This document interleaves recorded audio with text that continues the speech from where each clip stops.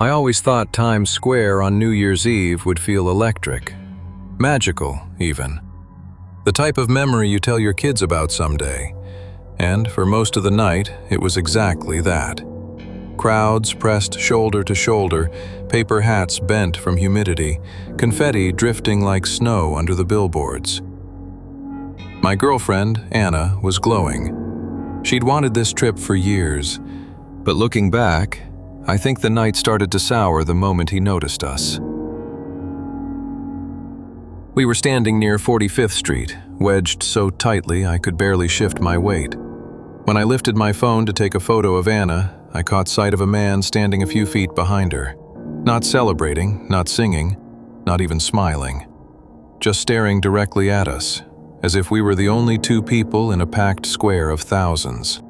He looked mid-40s, scruff on his jaw, long black coat. A cheap foam 2026 crown clung crookedly to his head. I tried to brush it off. People stare in crowds, right? Maybe he was drunk. Maybe he thought he recognized us. But each time I glanced back, his eyes were already on me, unblinking, flat. At 11:59, the countdown thundered through the square. Everyone raised their hands, cheering, bodies swaying with excitement. I kissed Anna when the ball dropped, trying to lose myself in the moment. Fireworks boomed, confetti filled the air. Then, through the noise, I heard a voice behind us. A deep, gravelly whisper, "Happy New Year." I turned. He was right there, closer than before. I grabbed Anna's hand and pushed us through the celebrating crowd. I told myself I was overreacting. I told myself it was the congestion, the chaos, the alcohol on my breath making me paranoid. But a block later, weaving through the thinning masses, I heard it again, this time louder, echoing between the high buildings. "Happy New Year!" We spun around. He was following us, almost jogging, laughing as he shoved through the stragglers. Anna's eyes widened.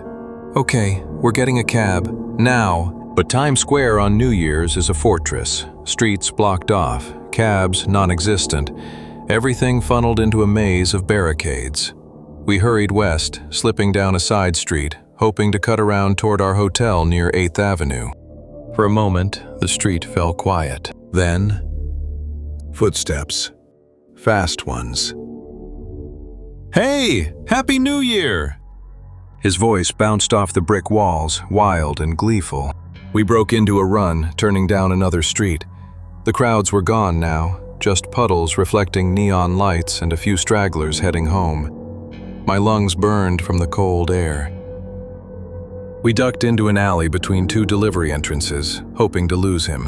His footsteps slowed. His laugh drifted toward us, eerie and distorted. "New year, new friends." Anna squeezed my arm. "We have to move."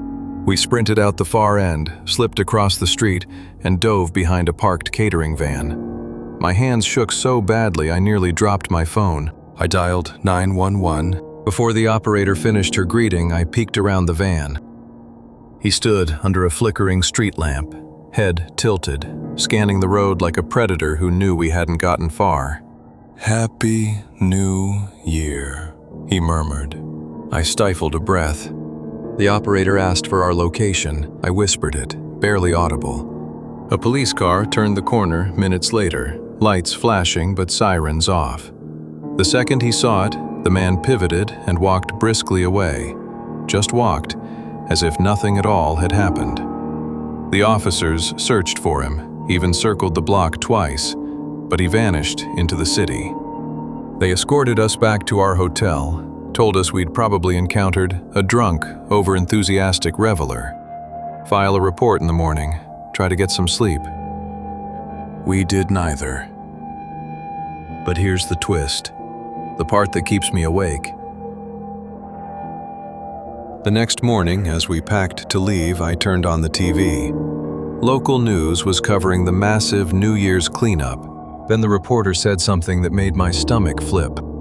NYPD has released this image as part of a public advisory. Authorities are searching for a man wanted in connection with multiple disturbances last night in the Times Square area.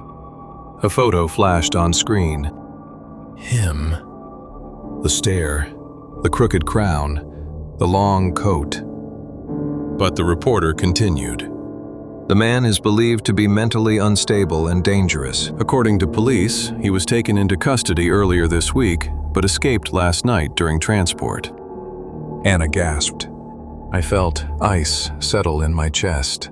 Then the reporter added one more detail. If spotted, do not approach. He has a history of targeting couples at large holiday gatherings. The last line stayed hanging in the air. We hadn't told anyone he targeted us. No one knew he chose couples. So, how did they? Anna turned toward me, pale. I'm sure it's just coincidence, right? I wanted to say yes. I wanted to believe it. But when we reviewed the photos on my phone from the night before, the crowd shots, the confetti, the blurry fireworks, I noticed him not once, not twice, but repeatedly in the background of almost every photo.